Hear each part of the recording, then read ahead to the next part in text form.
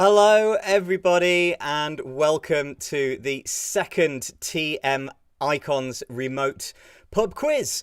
You've done it! Whether a teacher or a parent, for many people it's the start of a much-deserved half-term break after one of the strangest and most challenging periods I think that any of us will ever really experience. That, coupled with the sweltering temperatures, from what I understand, in certain parts of the UK, has inspired me to take you all to this beautiful beach bar, courtesy of a cheap homemade green screen and a quick Google image search. Inspired by Mr. Simon Beale, I have this. Chin chin. I'm Scott Alsop from MrAlsopHistory.com, and I desperately hope that this doesn't all go catastrophically wrong. So this is the second TM History Icons quiz, and we're back again because we loved hosting the first quiz and loved playing along with the history pub quiz that Rich Kennett and Sally Thorne ran on behalf of the Historical Association, SHP and Euroclio about 3 or 4 weeks ago. We think that other people enjoyed them both too. So, as we are approaching the end of this socially isolated half term, we figured it was time to get the teams back together again and prepare to play another few rounds of history-related trivia. Tonight, we've also got a very exciting special guest round coming up. I really, frankly, don't know quite how, but the amazing Alice Solomons from the TMHI crew has managed to persuade award-winning medieval historian and TV presenter Dan Jones to write and record a round of questions for us from lockdown in his garden. I can tell you it's a great round, and I'm really, really looking forward to sharing it with you later on. Now, in tonight's quiz, there are going to be 5 rounds in total. And in order to be factored into the final scores, all of your answers need to be submitted on a series of Google Forms that you can find at the links on your screen. On which side am I going? That side, there. Those links. It's very, very confusing. It's all mirrored.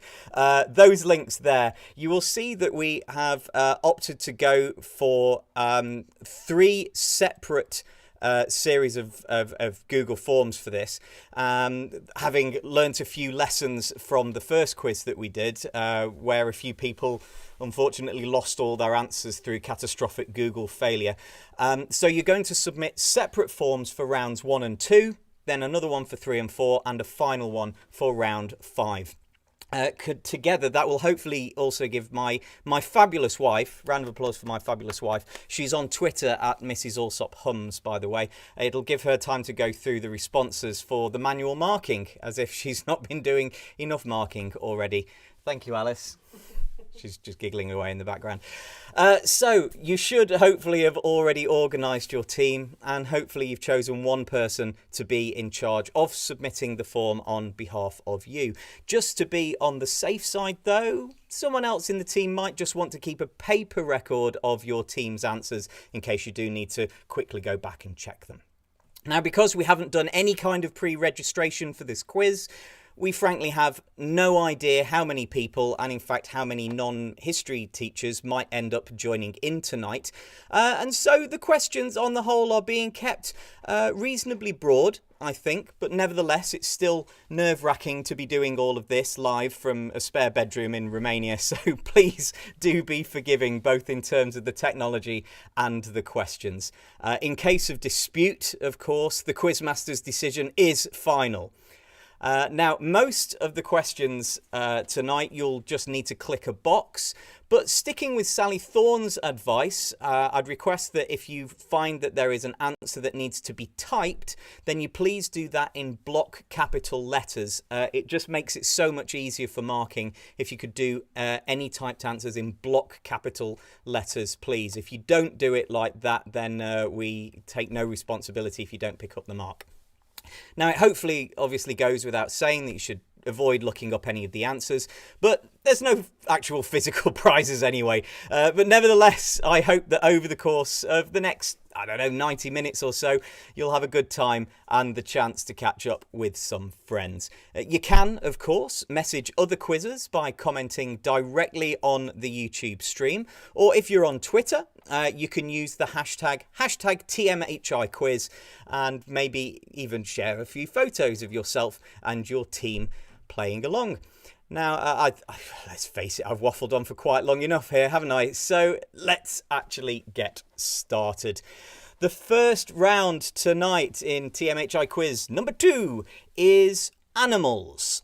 Every question or answer is related in some way to a type of animal. Now, for this round, you are going to need to type your answers. Each answer is just a single word. Try not to be too clever with this. It's just a single word answer for every answer in this round. And again, remember to please type in block capital letters. Similarly, just stick with the standard alphabet. Don't worry about adding accents and such like to the letters. So let's get started. This is the animals round. And away we go. Question 1 in animals is hopefully a relatively easy one to get you going. What type of animal was Laika, the first animal to orbit the Earth? She was the first animal to orbit the Earth, but what type of animal was she? What type of animal was Laika?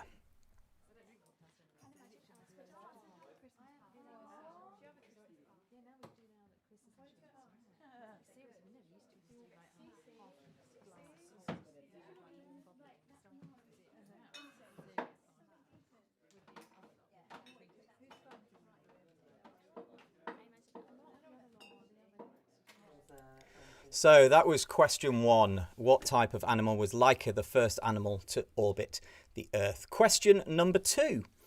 What is the surname of the stout character who often personifies Britain and often England in particular in political cartoons? What is the surname of the stout character who often personifies Britain and England in particular in political cartoons?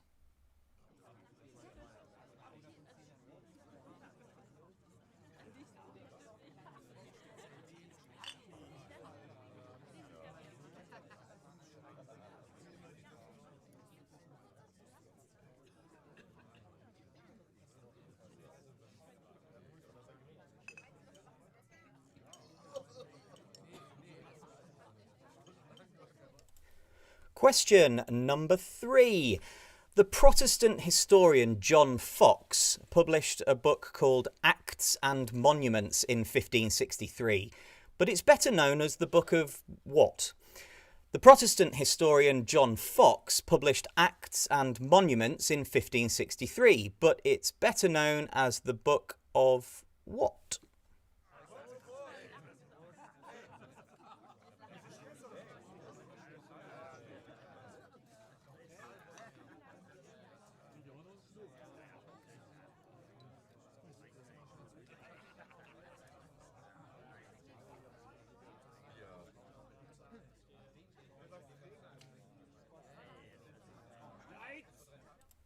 Okay, on to question number 4 in the animals round. What is the surname of the current president of the British Historical Association? What is the surname of the current president of the Historical Association? Just confirming that because I know that we've got some American players in tonight. So this is the UK Historical Association. What's the surname of the current president?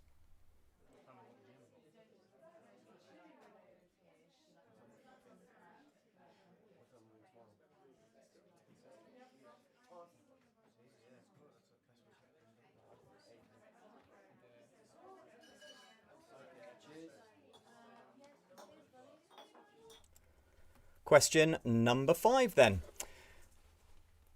I only found this out a couple of weeks ago and I think this is kind of cool. But the last private resident of number 10 Downing Street was Mr. What?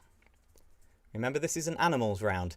The last private resident of number 10 Downing Street, or the house that became number 10 Downing Street, was Mr. What? What was his surname?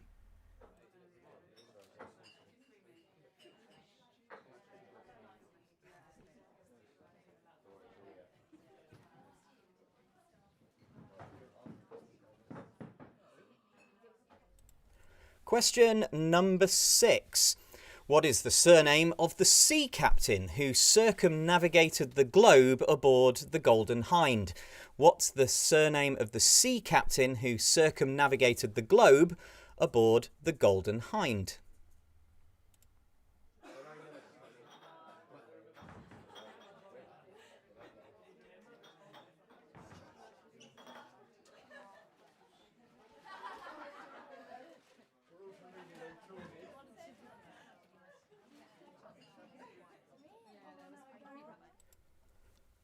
Okay, on to question number 7. Which locomotive holds the world steam record for steam set on the 3rd of July 1938? Which locomotive holds the world speed record for steam set on the 3rd of July 1938?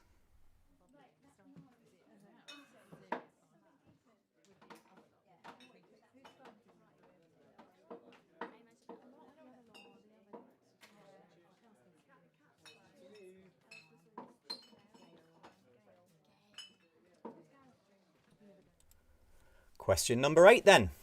The Royal Hospital Chelsea, the Royal Naval College Greenwich and the south front of Hampton Court Palace were designed by which architect? Surname only.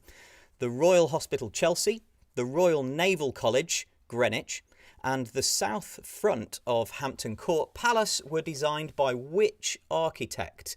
We're just looking for that architect's surname, please, for question number 8.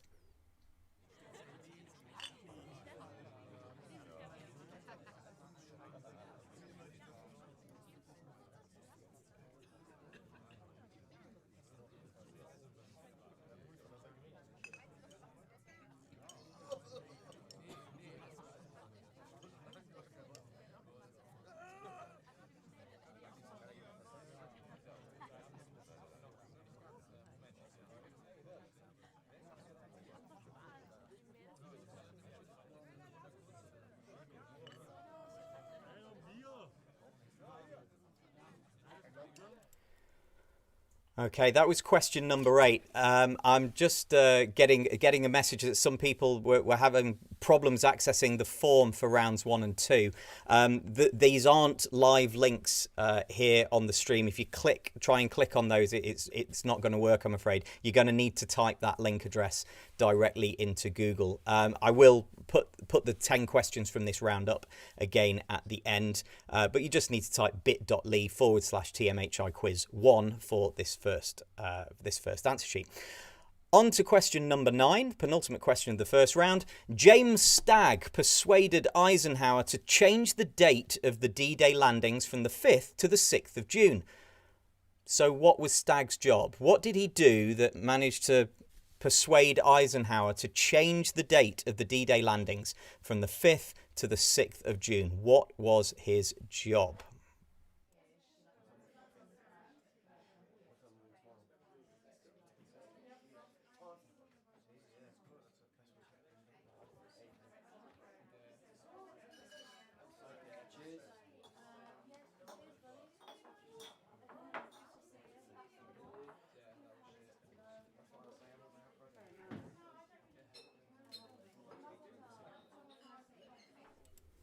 And for the 10th final question on this first round, remember they're all connected to animals.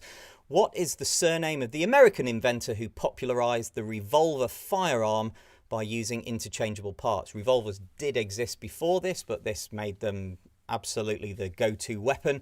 What is the surname of the American inventor who popularized the revolver firearm by using interchangeable parts?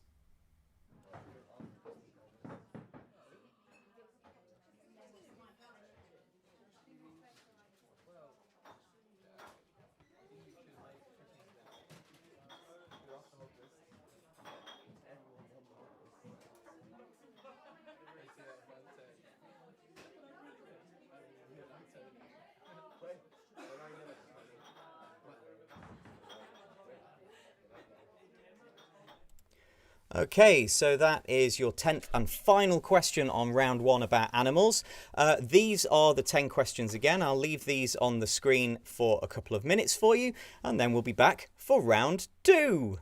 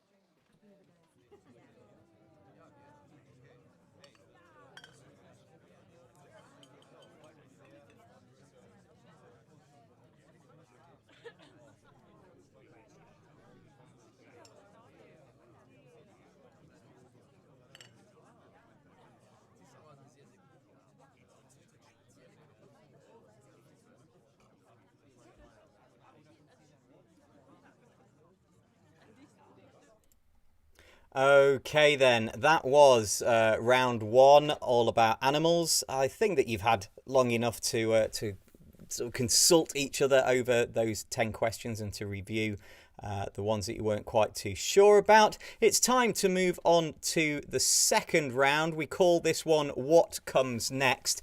And for those of you who played last time and those who watch the brilliant Only Connect on BBC4, make sure that you sign that petition. Will already have a good idea of how this round is going to work. I'm going to give you a list of 4 things or people in a sequence, and your job is to correctly identify what comes next. What is the 5th thing in the sequence? Again, you're going to need to type your answers on this. So again, please remember to do so in block capital letters. Let's get going then on the what comes next round. And number 1, here are your 4 things. They are Armstrong, Aldrin, Conrad, Bean. What is the 5th in that sequence? Armstrong, Aldrin, Conrad, and Bean. What comes next?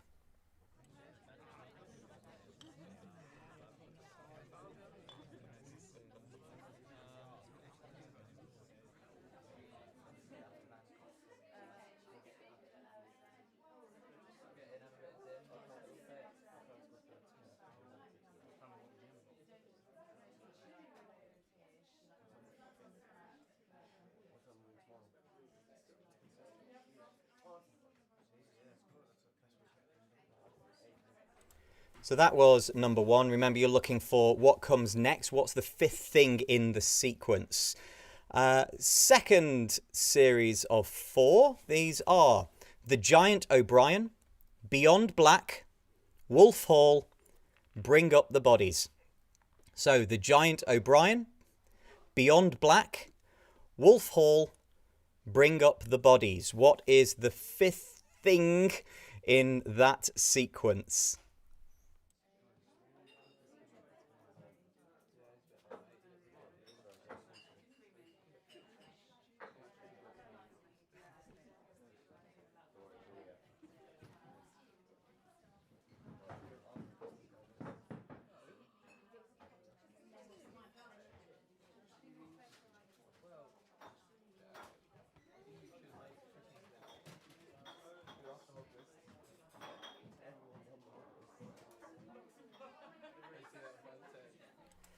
Okay, on to question 3 in what comes next.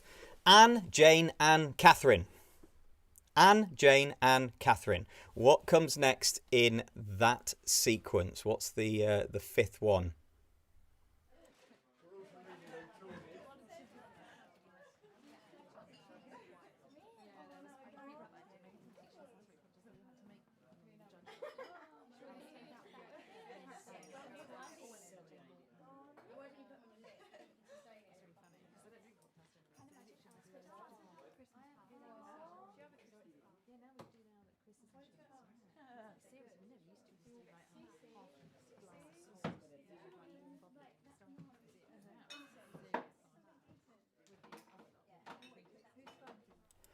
Okay, question number 4 in what comes next. It had to be in there after an earlier post a couple of weeks ago. We've got NES or NES, SNES or SNES, N64, GameCube. What comes next in the sequence? NES, SNES, N64, GameCube.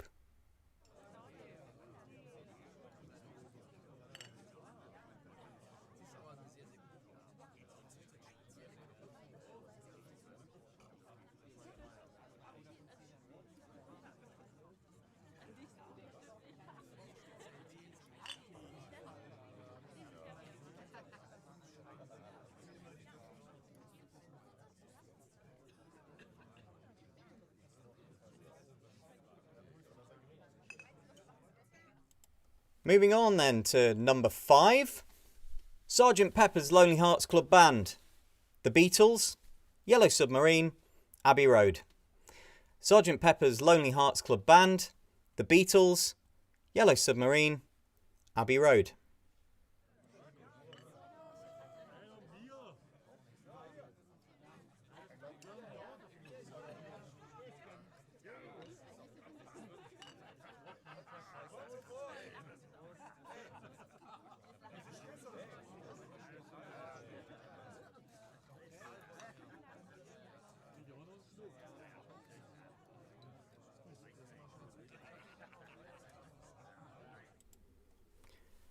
It's really hard coming up with these questions, hence I'm using the term history to be quite broad. Number 6 then. Number 6. Dennis, Norma, Sherry, Sarah.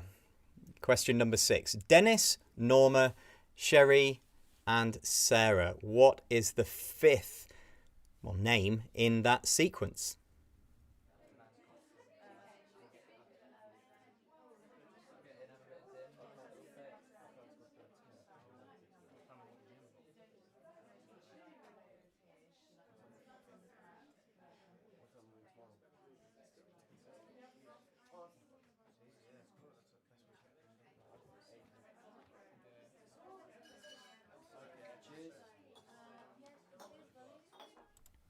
Okay, question number 7 then.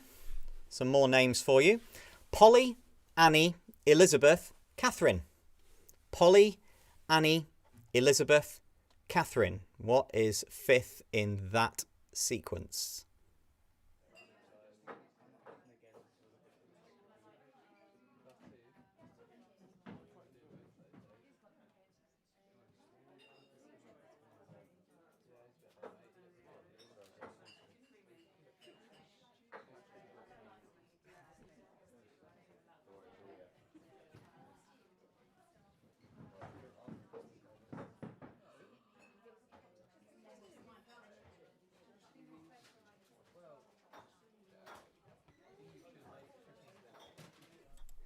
Question number 8. Augustus, Tiberius, Caligula, Claudius. Augustus, Tiberius, Caligula, Claudius. What is the 5th name in that sequence?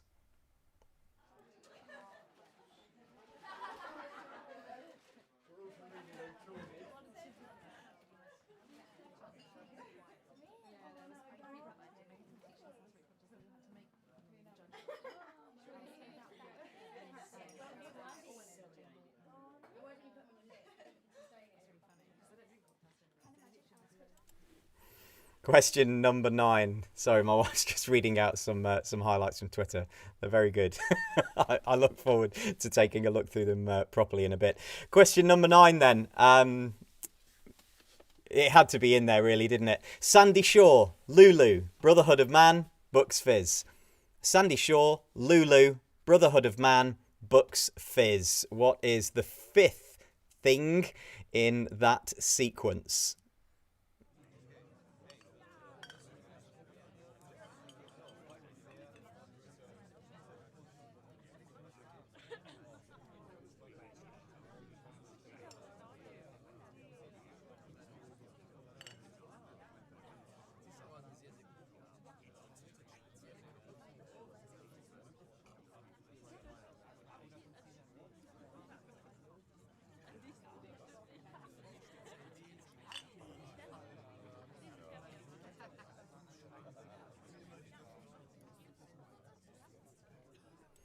And the final question in the What Comes Next round. Question number 10. VXLC. VXLC. What comes next in that sequence? I'm really proud of this one.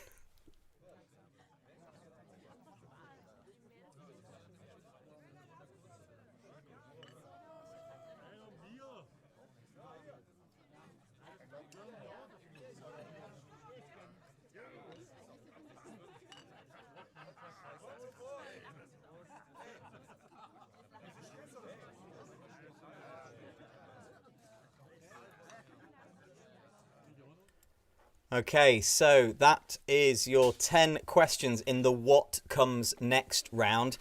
Remember, in this, you're not only needing to identify what the connection is between them, but you're then needing to work out what the 5th thing is in the sequence. That's the answer that you're looking for. You're not writing down what the connection is. You're writing down what the 5th thing is in the sequence after you've worked out what the connection is. So I'll give you a couple of minutes with those 10 left up on the screen. And once you're done with with that, actually, and once you're all happy with your answers in those first 2 rounds, you can submit your Google Forms from the first 2 rounds and then load the next ones for rounds 3 and 4. There'll be a link on the confirmation screen. But in case you have a problem, they're displayed on here as well. Remember that you're going to need to type them into your search engine in order, not your search engine, into your browser in order to get there. So I'll leave these on the screen for a couple of minutes. Remember, in this round, you're looking for the 5th thing in the sequence, not the actual connection between them, but the 5th thing that comes in the sequence. I'll leave you for a couple of minutes.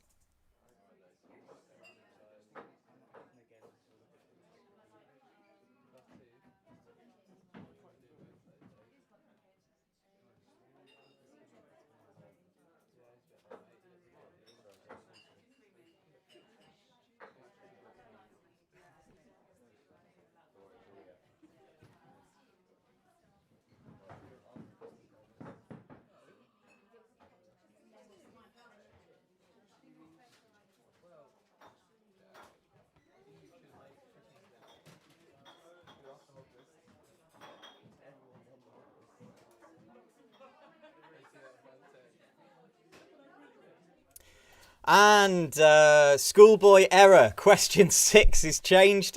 Take it as a free answer.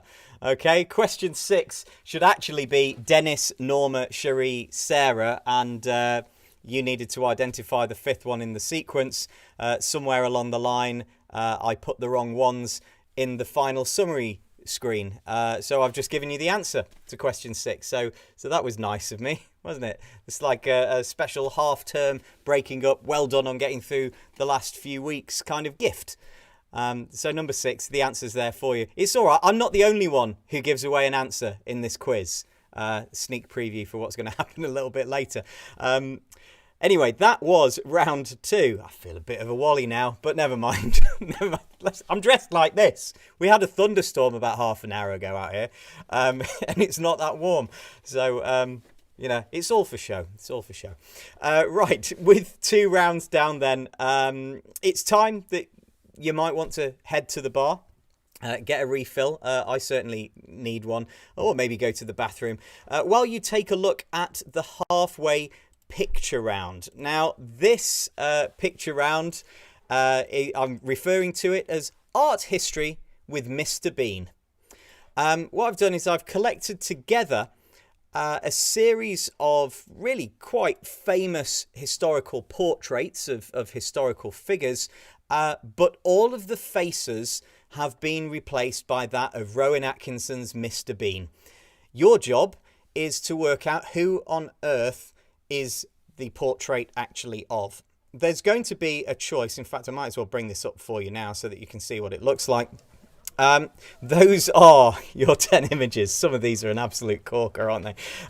I didn't create these, by the way. They're created by an amazing digital artist that I will give you the link a little bit later on.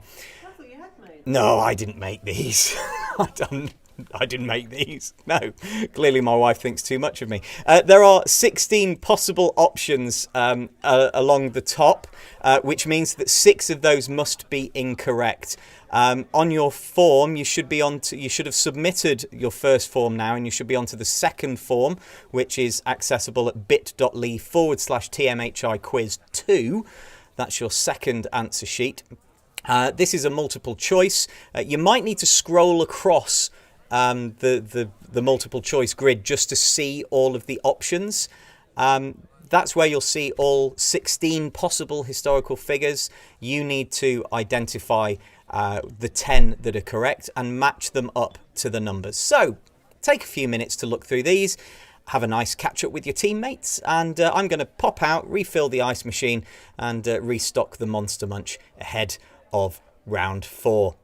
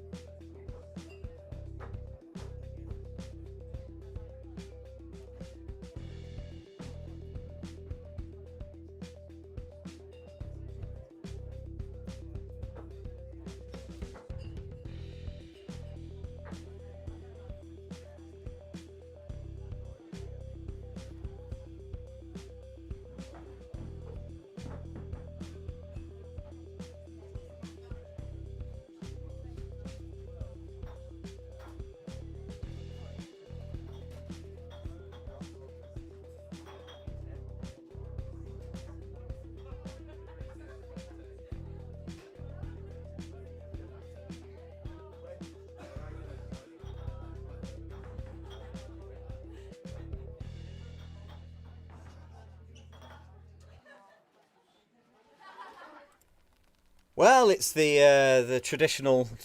Can you have a tradition after only doing something twice? It's a traditional costume change, isn't it? Halfway through, that was the picture round. It was called Art History with Mr. Bean. Team Rubenhold. I have just caught up on the Twitter feed. Team Rubenhold, literally, hats off to you. Hats off to you on the Indiana Jones efforts. With your fancy dress. It's not even a fancy dress quiz, this one.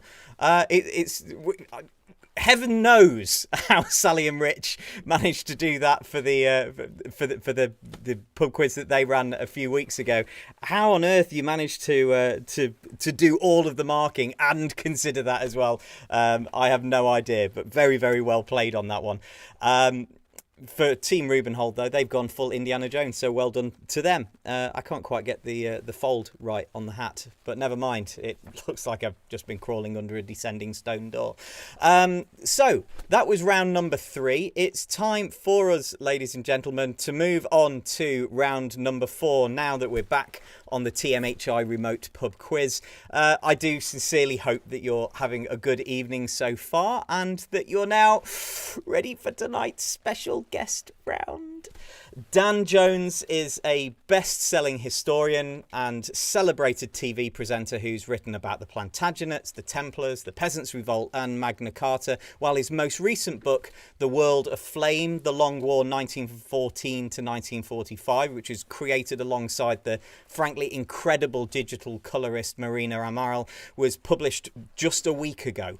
If you've not seen it or seen the previews or seen the serializations, then you really, really should do it. It's an absolutely phenomenal piece of work. Dan has also written and presented numerous TV series, and I look forward to his appearance on screen tonight, being celebrated by Dan Jones aficionados as one of his best sort of dedicated hidden performances. So, without further ado, let's face it, it's time for me to stop gabbling on and to leave you in the more than capable hands of Mr. Dan Jones. It's round 4. It's our guest quiz. I really hope that this works. Hi everyone. Hope the quiz is going well. Alice Solomon's asked me to record some questions for you, and I'd like to say I put a lot of thought into it, but I'll put a little bit of thought into it. There are 10 of them, and some of them are multiple choice, but not all of them. And most of them are pretty self-aggrandizing, really. Here we go. Question 1. The Empress Theodora, that's the 6th century empress in Constantinople of the Eastern Roman Empire. Empress Theodora, before she was empress, was apparently famous for a trick she did in nightclubs where she got a type of bird to peck barley grains out of her knickers. My question for you is, what kind of bird was that? Was it A, a goose, B, a duck, or C, an ostrich? That's question 1. Theodora, what kind of bird pecked barley grains out of her knickers? Was it A, a goose, B, a duck, or C, an ostrich?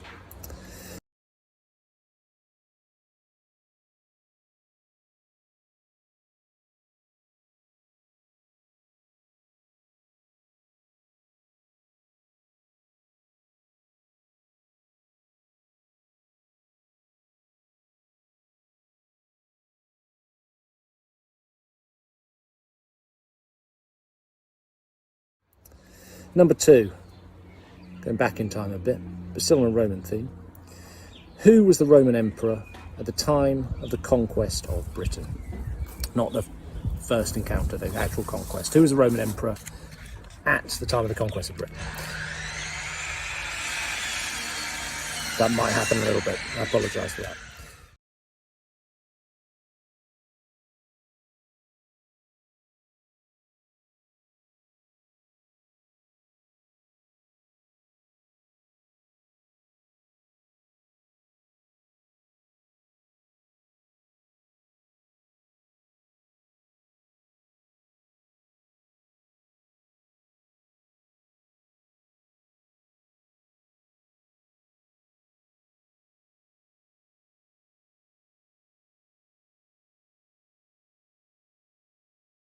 Question 3. Which British city was the venue for the acclamation of the first Roman emperor to convert to Christianity? Which British city was the venue that the first Christian Roman emperor was at when he was proclaimed emperor? I don't think I phrased that very well, but I think you know what I mean. Where was he? Which city in Britain?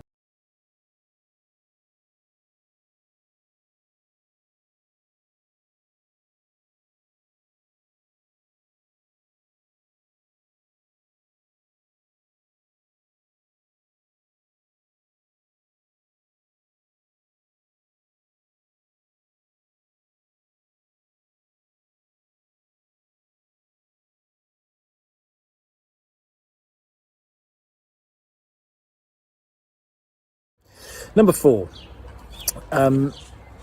Which of these is not the first line of one of my medieval history books? A. The prince was drunk. B. Roger, Count of Sicily, lifted his leg and farted. C. The problem with Henry VI is he never stopped being a baby. A. The prince was drunk. B. Roger, Count of Sicily, lifted his leg and farted. C. The problem with Henry VI is he never stopped being a baby. Which of those is not the first line of one of my history books?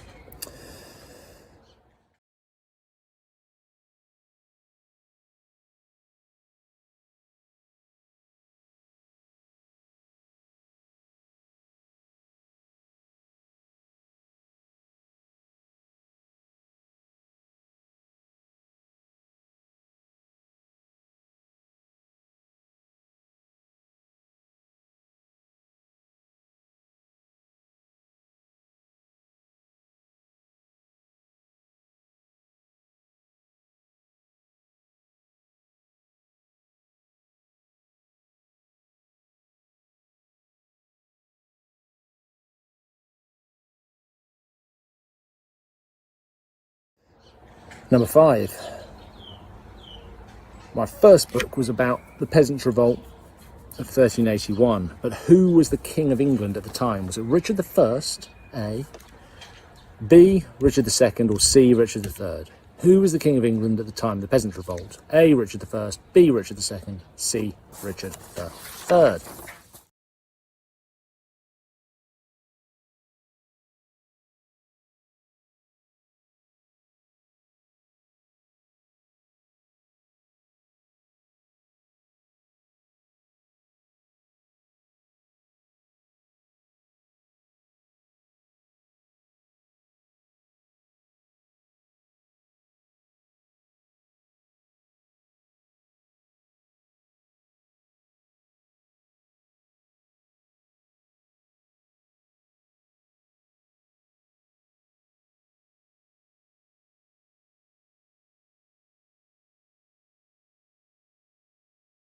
Number 6.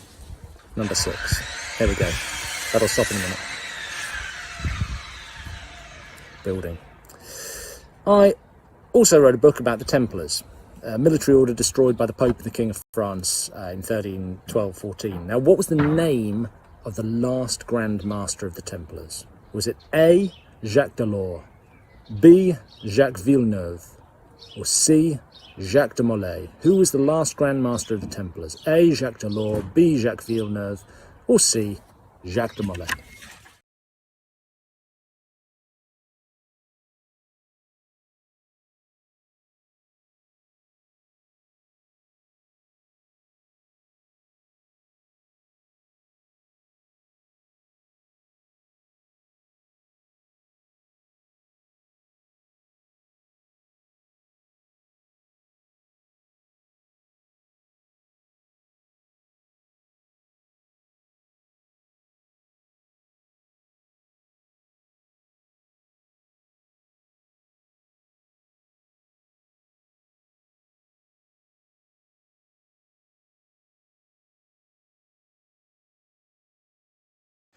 Number 7.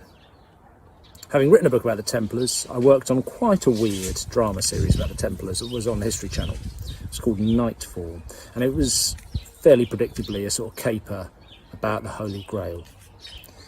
Where was, in Series 1 of Nightfall, the Holy Grail located? Was it A, in a cesspit, B, sewn inside an Egyptian mummy, or C, bear with me, C's coming up, C, just up an orange tree? Where was the Holy Grail in the Templar drama Nightfall? Was it A, in a cesspit, B, sewn inside an Egyptian mummy, or C, up an orange tree?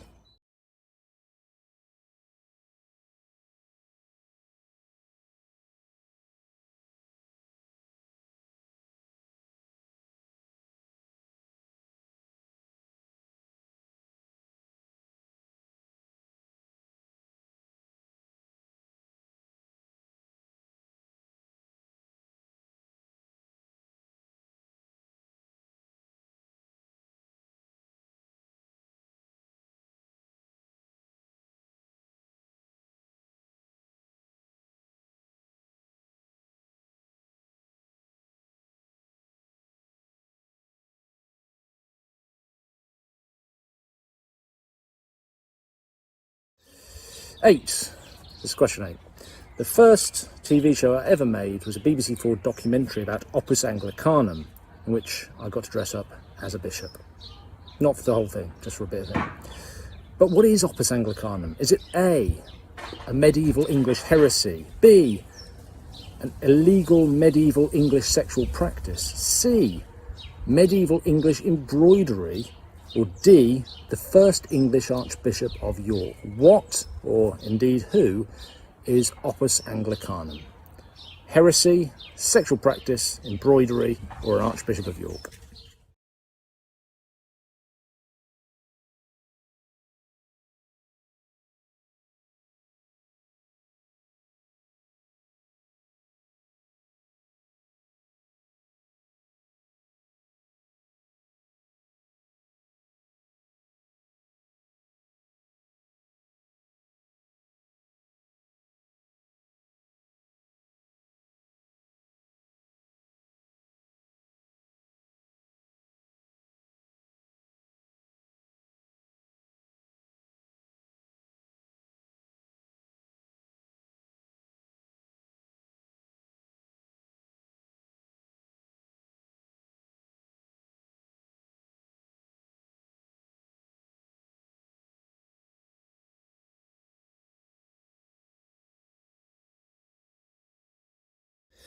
Nine. Like all historians, I spend much more of my time sort of just messing around on social media than actually working.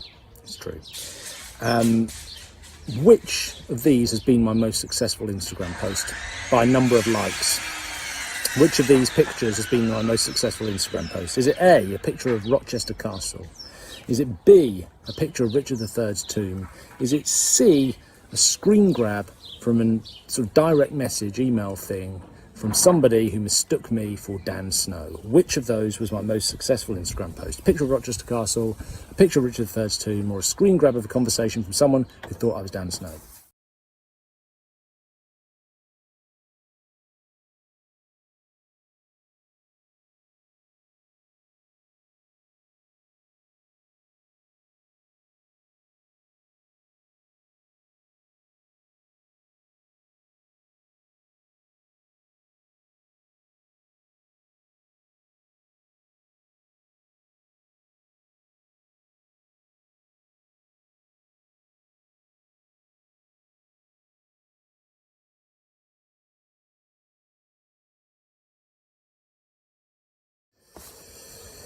Number 10, finally, we got there. Something even less historical and serious than what's gone before. Although the Claudius question was quite... Well, I think we know the answer to one of them. One of the questions was quite historical. Question 10, sorry. You will get a free point now if you're listening. Question 10. I've been quite bored in lockdown. Which of these things have I not boredom bought online? A set of kettlebells. B, 4 Japanese kimono suits. C, a flat-pack garden bar. D, a 2-man kayak. E, an electric bass guitar. Or F, I'd written D actually, but F definitely comes after E. All of the above. Which of these have I not bought and bought in lockdown? A set of kettlebells, 4 Japanese kimonos, a flat-pack garden bar, a 2-man kayak, a bass guitar, or actually I've bought all of those because I'm an idiot.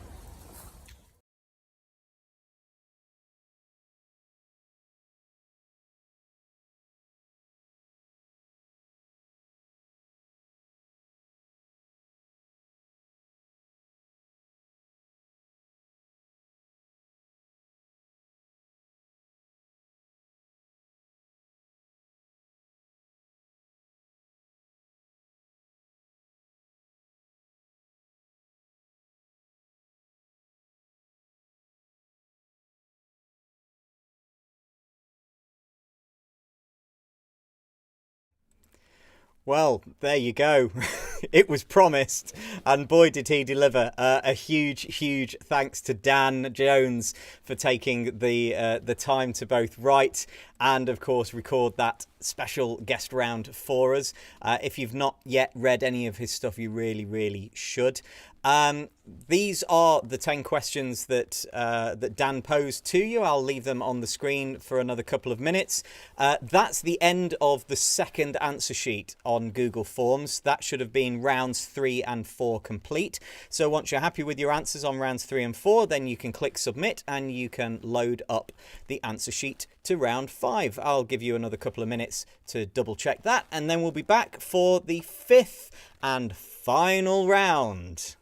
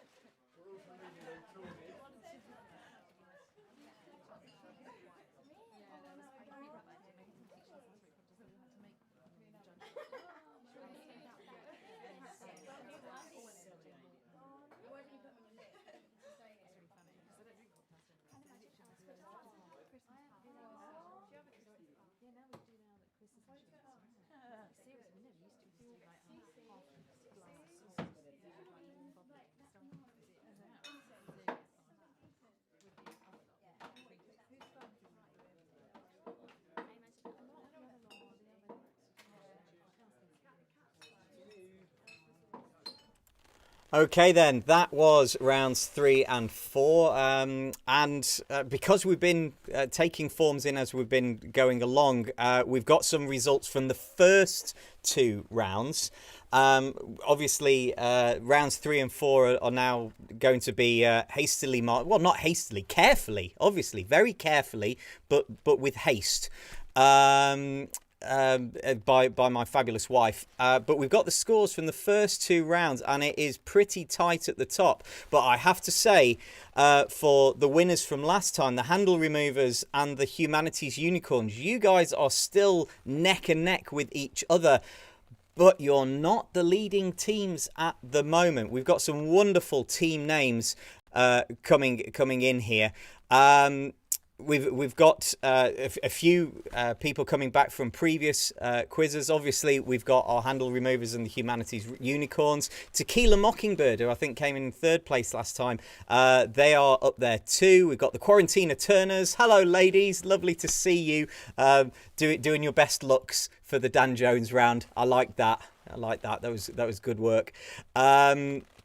Napoleon, I see, from Will Poley. That's very clever there, Will. Historical Taylor Swift, they're back. Genquiz Khan, fabulous stuff there, and his 1,000 Offspring. And then towards the top of the table, we've got Dead Famous, Rosie and Jake, no acronyms allowed.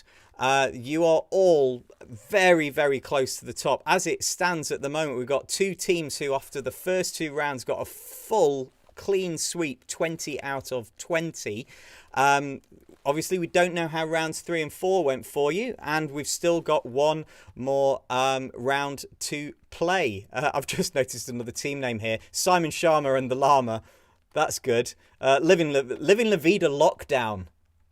That's very nice.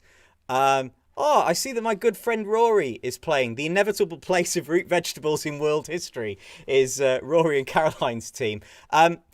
They've literally just had a baby in the past few days, so huge congratulations to you guys. There you go. That's better than a WhatsApp message, isn't it?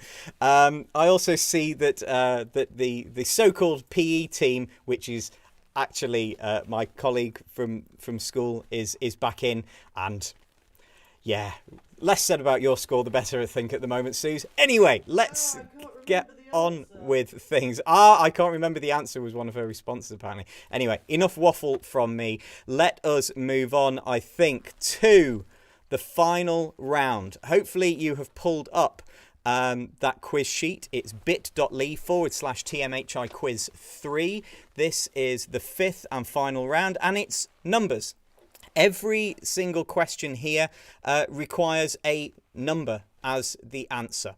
Please just type the number in numerical digits, okay? This round will be completely auto-marked simply because we don't have time to do it manually. So please, please, please, for the sake of your own score, avoid leading zeros and decimal points and all of that stuff. They're just not needed. Just simple, straightforward numbers will do.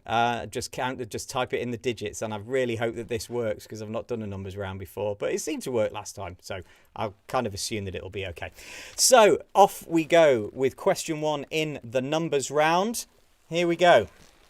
How many regnal names have been used in England by crowned monarchs since William the Conqueror? So, you know, King William the First, for example, adopted the name William because that was his name.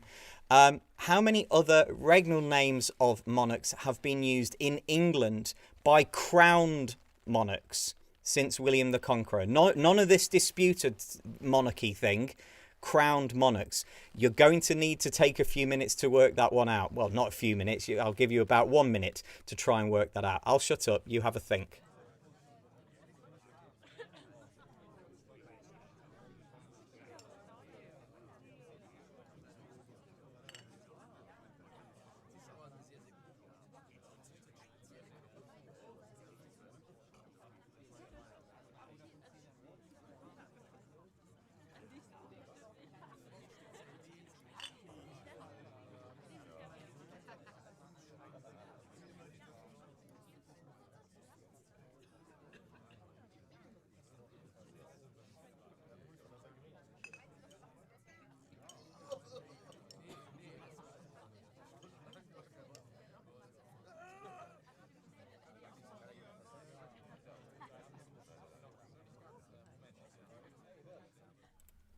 Okay, just for the sake of clarity on that one, it's not only kings, it's queens as well, but crowned monarchs. How many regnal names have been used in England by crowned monarchs since William the Conqueror? That was question 1.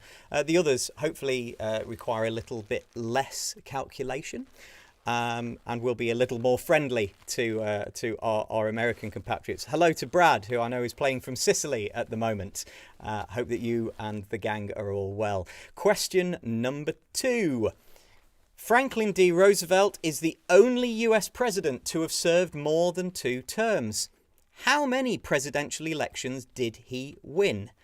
So Franklin D. Roosevelt is the only US president to have served more than 2 terms. The question is, how many presidential elections did Franklin D. Roosevelt win? Type your number, and that's the answer.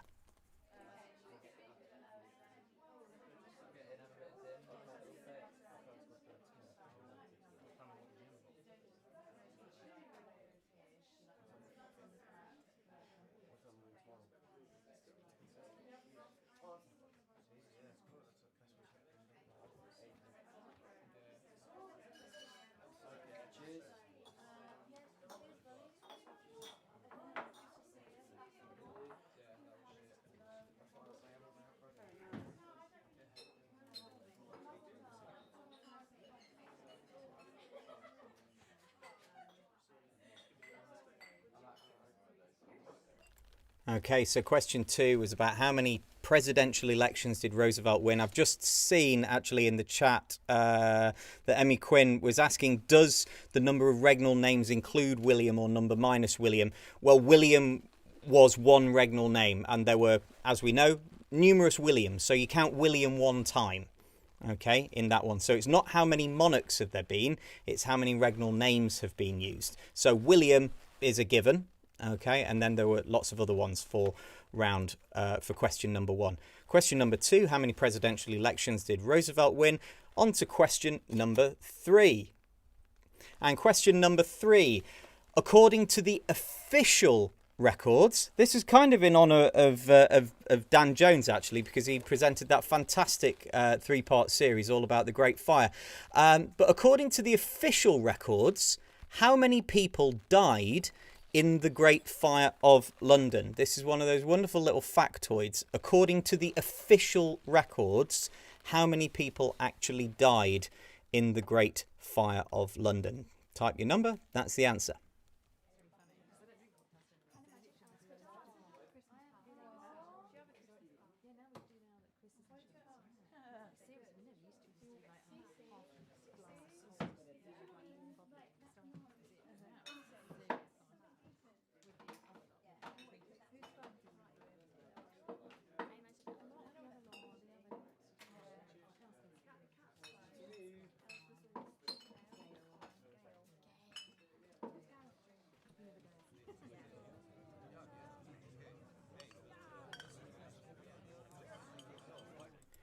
Okay, question number 4 in the numbers round. Please remember, just type in numerical digits. It should actually stop you if you try to type any letters, but it's just numbers.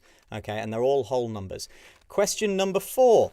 How many former British colonies declared independence as the United States of America in 1776? This is how many former colonies in total in 1776 declared independence. I know that there is one that didn't do it on the same day as all of the others, but how many colonies declared independence as the United States of America?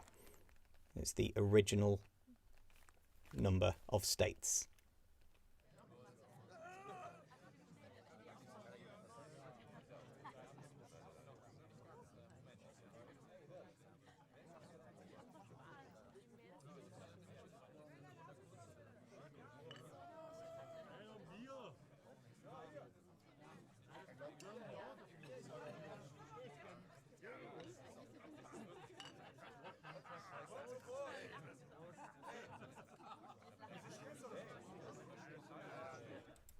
Moving on then to question 5 in the numbers round.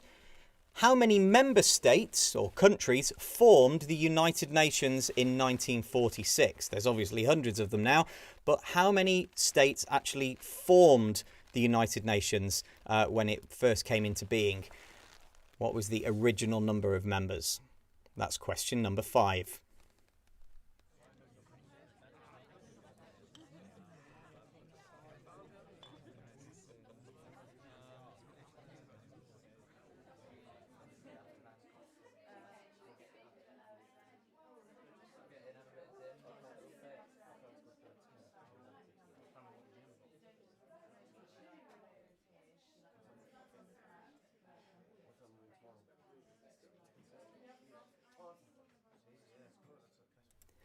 On to question number 6. Number 6. How many copies of, and this is the point at which I need to bring up my speciality beer, brewed in, well, I'll tell you, it was brewed in Lincoln, because this is where one of the original copies still exists. But how many copies of the original 1215 Magna Carta still exist in the UK today? How many copies of the original 1215 Magna Carta still exist in the UK today? Certainly one of them is in Lincoln, but how many others are there?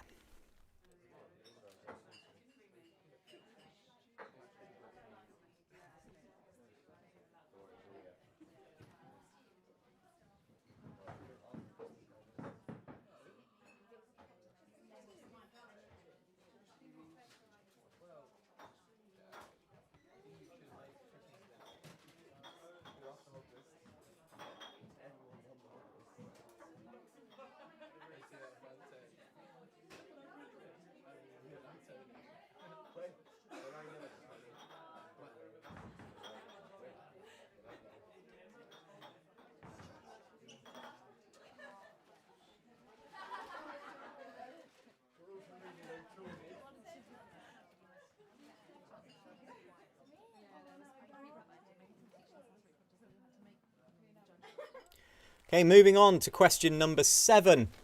How many nuclear weapons have actually been used in war? How many nuclear weapons have actually been used in war? Obviously, a terrifying number of them have been tested and detonated and fired and all of that kind of stuff. But how many of them have actually been used in war? That's the question. It's not a trick question.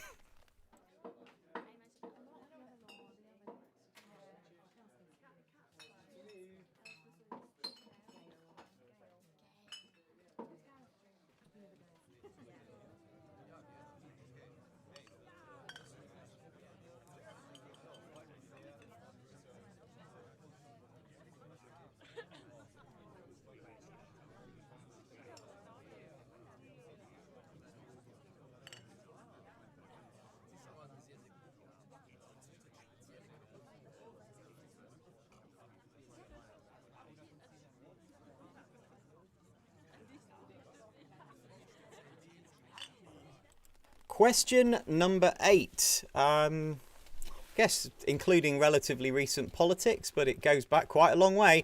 Including Boris Johnson, the current Prime Minister, how many Prime Ministers have served Queen Elizabeth II? So including Bojo, how many other Prime Ministers have served Queen Elizabeth II?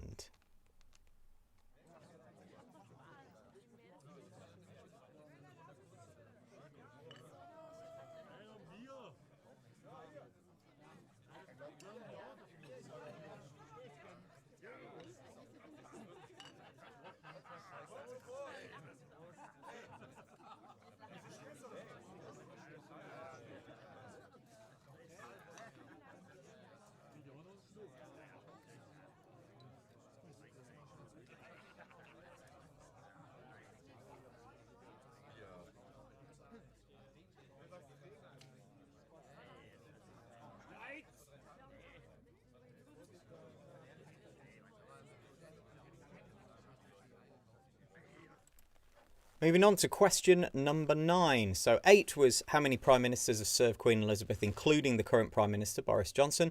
Number 9, how many independent states emerged from the collapse of the USSR? I should have checked whether it was the same number that went in.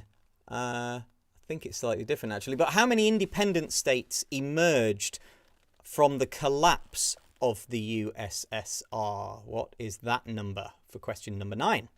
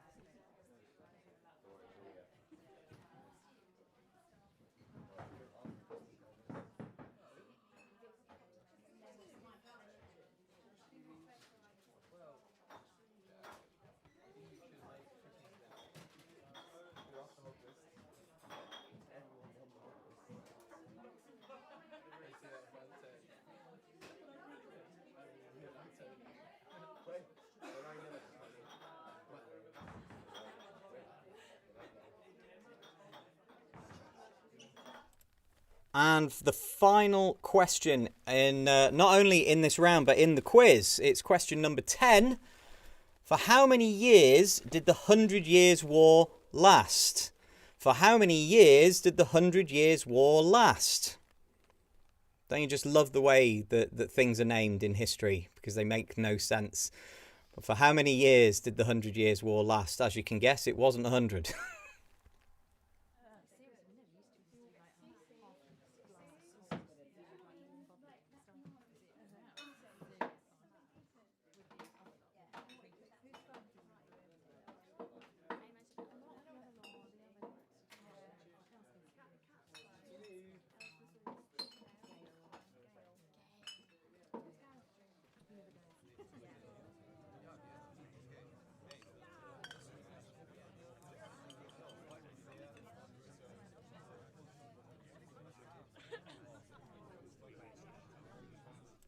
Okay, so that was question 10. For how many years did the 100 Years' War last? That's the final official question on tonight's TMHI quiz. Thank you very much for playing along.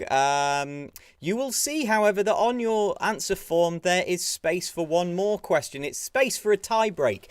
And we've needed to introduce this because last time there were 5 teams that were sharing the top 3 slots. And frankly, we didn't have a fail-safe option to try and separate them out. My statistician stepdad was absolutely mortified that I would put somebody in the position. Anyway, yeah, I'm not a mathematician. So we've introduced a tie-break question. Some of you might know this exactly, but I'm guessing that most won't. So we're just going to go off if it comes to a tie-break situation, and we're only going to use this if we come to a tie-break situation in those top positions. You just need to write down how many English settlements are listed in the Doomsday Book, and we will simply take whoever got closest. That will be the tiebreaker in this quiz. So a tie-break question for this week, if there is indeed a tie. How many English settlements are listed in the Doomsday Book? Take a minute to think about that. And while you do so, I'll put up the other 10 questions in the numbers round. I'll leave this for a couple of minutes, and you can grab a drink or go to the loo or whatever it is that you need to do right now before we start to go through the answers. Of course, once you're happy with your answer form to round 5, please do submit it so that we can start to put all the scores together. While Mrs. Alsop puts all the scores together and I just sit here talking again. That's pretty much my job. That's the easy bit, really. She's the power behind the. It's not even a throne. It's just a very uncomfortable chair. I'm going to stop talking. You guys grab a drink, and we'll be back with the answers in a couple of minutes.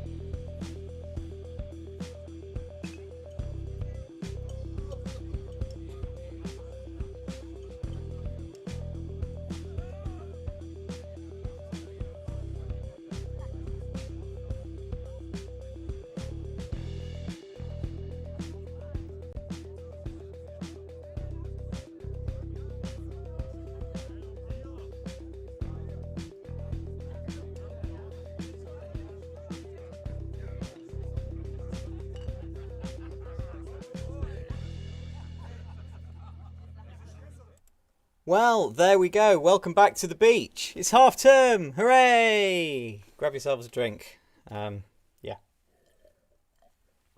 Lovely. Cool. Don't put beer in a glass that's had cocktail in it. That's a terrible idea. Okay. Thank you very much for playing. If you've not yet submitted your form for round 5, please do so very quickly so that Miss Allsop Hums can start to add all the scores together. It's time for us to start to take a look at the answers to the various rounds that we've taken a look at. I imagine that this will take about 10 minutes or so to get to the end, and then we will have a look at the finishing positions. And what I do know is that coming out of rounds 3 and 4, once we'd done the first 4 rounds, there was still really, really close at the top. I think it was still actually a tie at the top. So we might be needing to use that tie break question in order to separate those top 2 teams. Anyway, let's get on with our answers. The first round was all about animals. Everything was connected to an animal in some way. Question 1, hopefully a relatively easy start. What type of animal was Laika, the first animal to orbit the Earth? She was a dog. She was a Moscow street dog. And apparently they chose Moscow street dogs because they're hardy little dudes and dudettes. Because they can deal with incredible cold and incredible heat. And that's why they decided that they would be a good creature. Question number 2. What is the surname of the stout character who often personifies Britain or England in particular in political cartoons? His name is John Bull. Remember, it is an animals round, and so everything had a connection to an animal. So his surname is Bull. The character's name is John Bull. That squat little stout guy always wears a waistcoat and sort of squat top hat. I'm sure it's got a fancy name.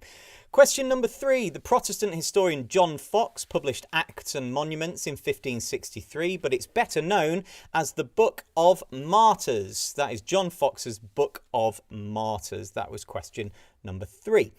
Number 4. The surname of the current president of the Historical Association. Well, that's the wonderful historian, Mr. Tony Badger. So that was question number 4. The answer is Badger. Number 5, the last private resident of number 10 Downing Street. And I love that so many teams knew this. His name was Mr. Chicken. Mr. Chicken was the last private resident of the house that became number 10 Downing Street. That was Mr. Chicken. Number 6, the surname of the sea captain who circumnavigated the globe above the Golden Hind is not, ooh, I think I know this, Suze Reed. His name was Sir Francis Drake. So the answer for that one was Drake. Question number 7. The locomotive that holds the world's speed record for steam, set on the 3rd of July 1938, that is Mallard, and an absolutely wonderful piece of machinery that thing is. Question number 8. The Royal Hospital Chelsea, the Royal Naval College Greenwich, and the south front of Hampton Court Palace were all designed by which architect? They were Sir Christopher Wren. He designed all of those. Plus, of course, his crowning achievement, St Paul's Cathedral in London. But that would have been a bit too easy, so I went for some other ones. Question number 9. James Stagg. Again, loads of people knew this. I think this is fantastic. James Stagg persuaded Eisenhower to change the date of the D-Day landings from the 5th to the 6th of June because he was a meteorologist, and he used his magical meteorology skills to identify that the weather was going to be bad on the 5th, and so persuaded Eisenhower to delay by a day. He was not a dog trainer. Apparently that was the weirdest question, the weirdest answer that came in on that round. No, he was a meteorologist, not a dog trainer. And question 10 on round 1 about animals. The surname of the American inventor who popularized the revolver firearm by using interchangeable parts. His name was Samuel Colt. Okay, so that's the Colt revolver. He was the one who pretty much brought them all in. You're just going to need to give me one quick moment because I'm getting a battery flashing warning because despite writing a note to remind myself to change the batteries, I didn't. So give me like 30 seconds and I promise that I will be back with you. Okay.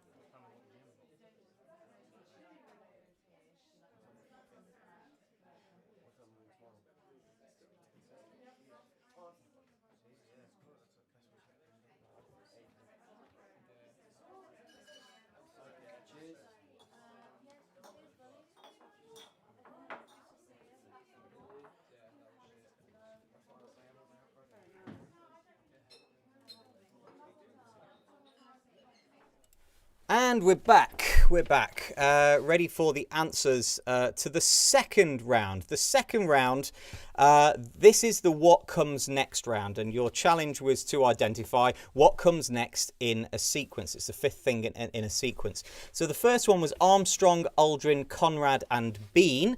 They are the first 4 people to walk on the surface of the moon. The fifth one, Shepard, Alan Shepard, of course, also the first American into orbit, but he was also the 5th person to land on the moon. At the time, he was also, I think, the oldest person to walk on the moon and the earliest born. So that was Alan Shepard, but the answer was just Shepard. Number 2, I kind of did this as a gift to Sally Thorne because I know how much she loves the books. But The Giant O'Brien, Beyond Black, Wolf Hall, Bring Up the Bodies. The 5th one in the sequence there is The Mirror and the Light. We gave it to you even if you said Mirror and the Light and missed off the. But those are the novels by Hilary Mantel. Number 3. Tom Rogers was cursing me on this one. Anne, Jane, and Catherine. They are the wives of Henry VIII, but of course they are not including the first one.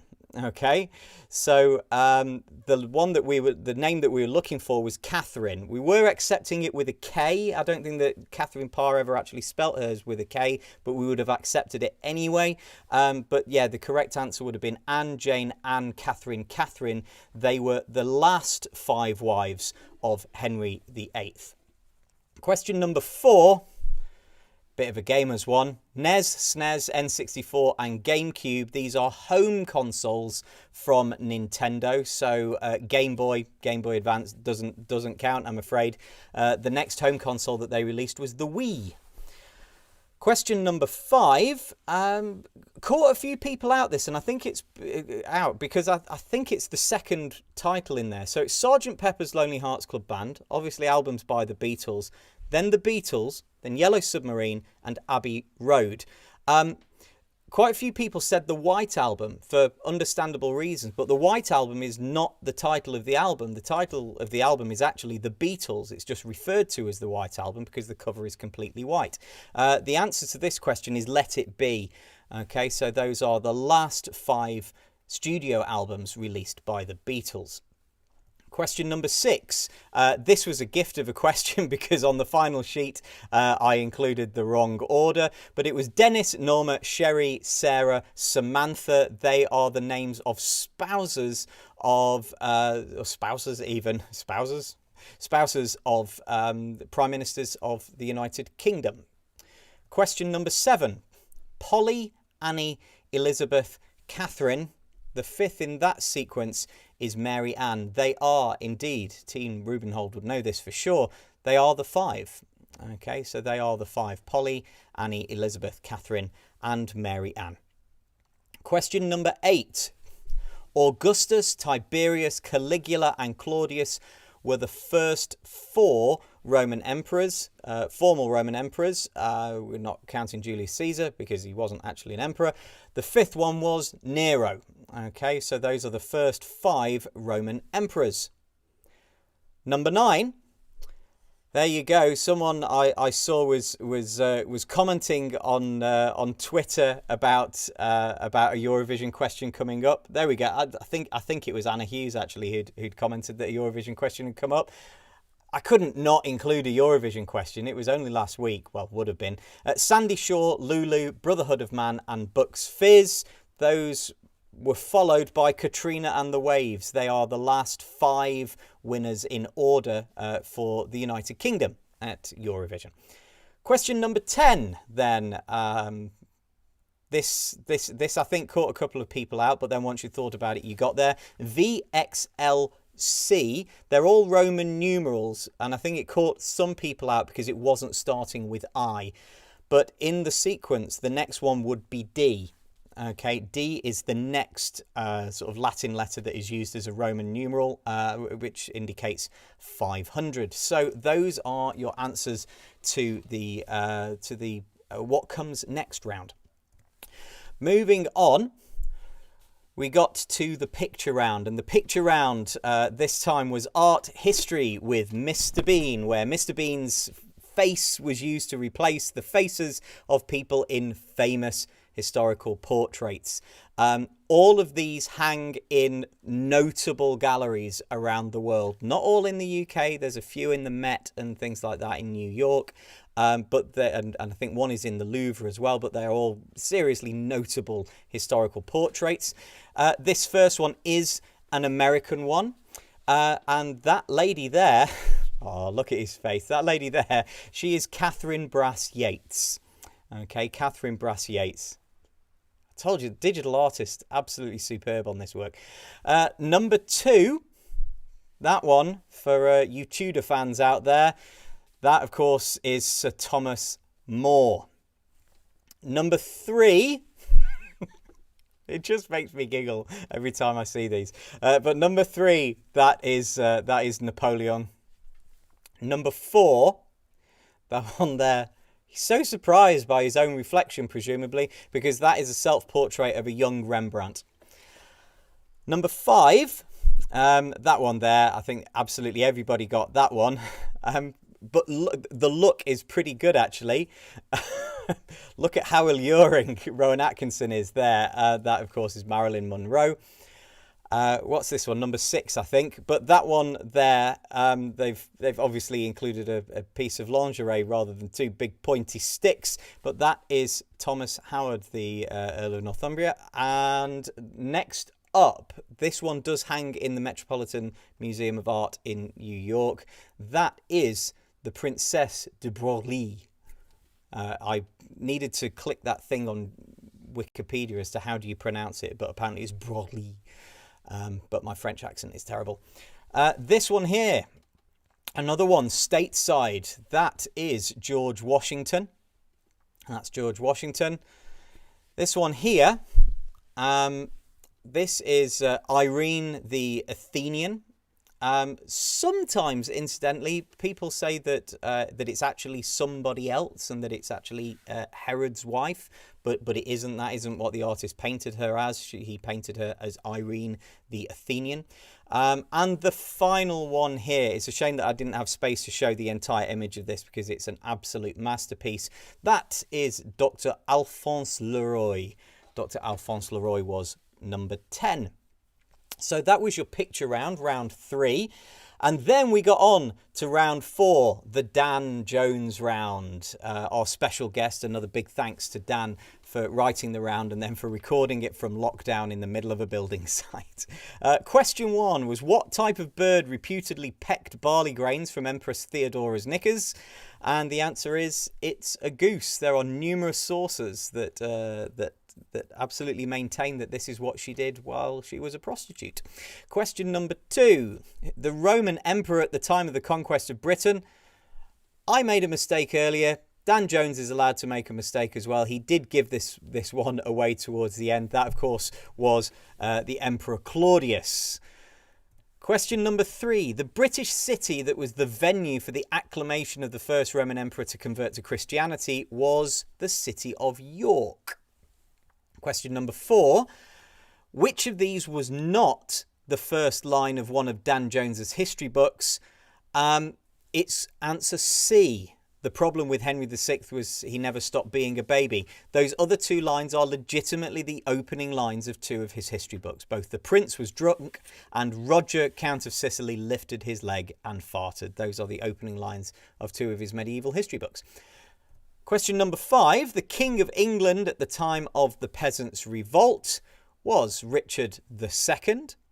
Question number 6 was the last Grand Master of the Templars, and that was not a French politician, was not a Canadian racing car driver. It was, in fact, Jacques de Molay, which I've actually misspelt there. Apologies, but it's Jacques de Molay. Question number 7.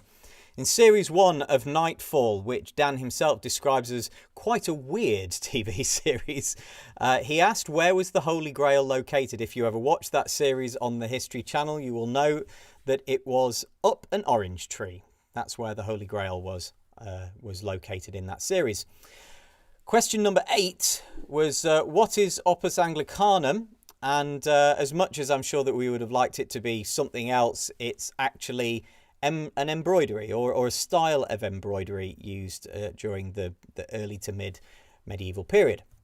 Question number 9, all about Dan Jones, and if you follow him on social media, then you'll know that all of these things are actual things that he's put on there. The screen grab of somebody who confused him with Dan Snow, he sent out just a couple of days ago. But his most successful Instagram post by number of likes is an image of Richard III's tomb. And finally, question number 10, Dan asked, which of these things had he not bought during lockdown? It was a weird old way to try and word this question, and specifically to try and word the last option, because the answer is actually he's bought all of them. Every single one of those things is now in Dan Jones's house, along with a number of builders. So yeah, we've got all that to look forward to in his next history book. There you go. He's bought all of those things. That was round number 4. And then the final round that we did, 10 minutes ago, this was the numbers round. And question 1 was asking how many regnal names have been used in England since William the Conqueror. Now, this is one that I did need to consult with my colleague in the department about, just to double check that I was counting this right. And we settled on the wording, how many regnal names have been used in England for crowned monarchs since William the Conqueror? The answer is 13, and I did double check it just before the quiz went live. We've got William, Henry, Stephen. Then there's Matilda, but she was never crowned, so we're not including her. Then Richard and John.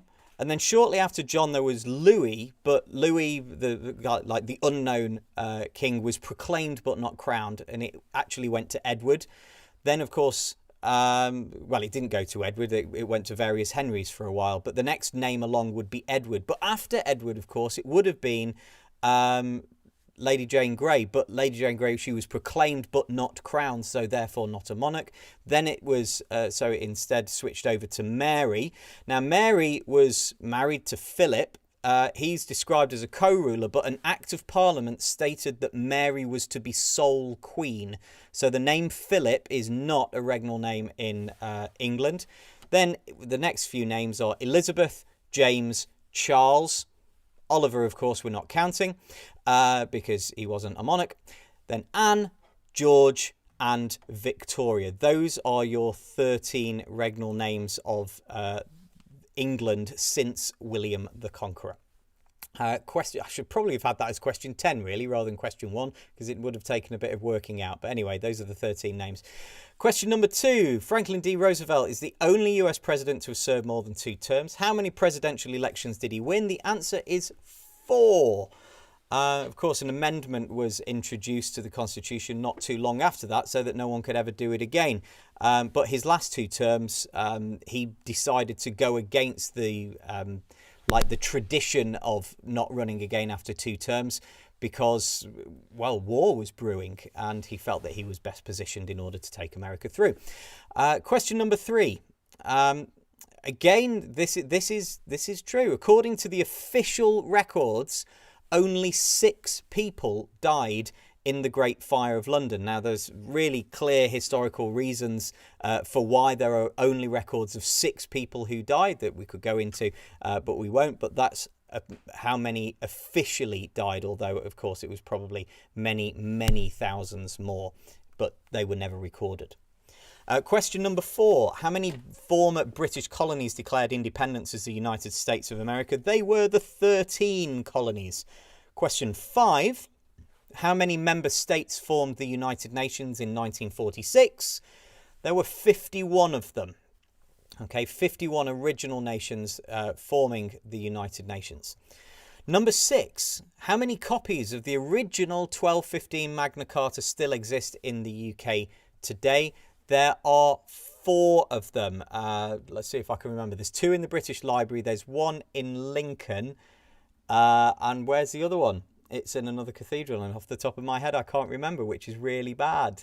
But there's definitely 4 remaining original copies of the 1215 Magna Carta. Number 7. How many nuclear weapons have been used in war? I said it wasn't a trick question. Only 2. 2 have actually been used in war, although many others have been sort of fired as threats and things, but never actually used during a declared war. Number 8, including Boris Johnson, how many prime ministers have served Queen Elizabeth II? There are 14, stretching all the way back from Churchill right the way through to Boris Johnson. Question number 9, the number of independent states that emerged from the collapse of the USSR. There were 15 independent states that emerged from the USSR there. And the final question in the quiz was number 10. For how many years did the 100 Years' War last? As I said, it's just wonderfully British history that we give things a name and the name doesn't actually count because that's not how many it actually was. The 100 Years' War actually lasted for 116 years, which is really helpful, of course. Now, at the end of all that, there was then a final question, which was your tie-break question. How many English settlements are listed in the Domesday Book? I've obviously not checked with our scorekeeper Alice to find out whether we need to employ the tie-break question this time around. But the answer to that is that there are 13,418 English settlements listed in the Domesday Book. 2 teams got that exactly right. But 2 teams apparently got that number exactly right. And another team was 2 off. So clearly I need to come up with an even more random tie-break question. To be honest, I was going to ask the question, how tall in centimetres is the lead singer from Iceland's Eurovision entry this year? But I didn't think that was historical enough. Clearly, though, I do need to come up with even weirder ones. You're just going to need to give us a couple of minutes while we total up the scores and check whether we need to bring the tiebreaker in or not. And then we'll be able to give you the final results. After we've given the results for the top few teams, a few minutes later, we'll be emailing out the responses for every other team. And then in half an hour or so, we'll be able to share a spreadsheet. And we'll put a link out on Twitter showing the final positions for everybody, so you'll see exactly where you finished. But just give us a few minutes to total up the scores, and we'll be back to you with the results.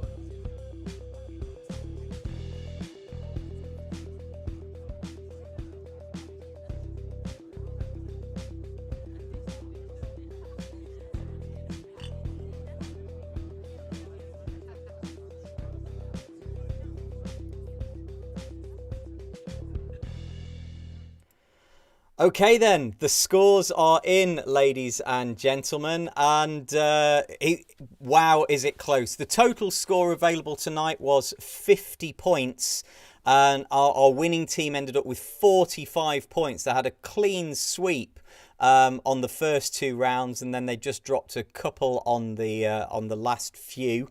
But again, it's really, really close at the top. They just pipped our second place by 1 mark.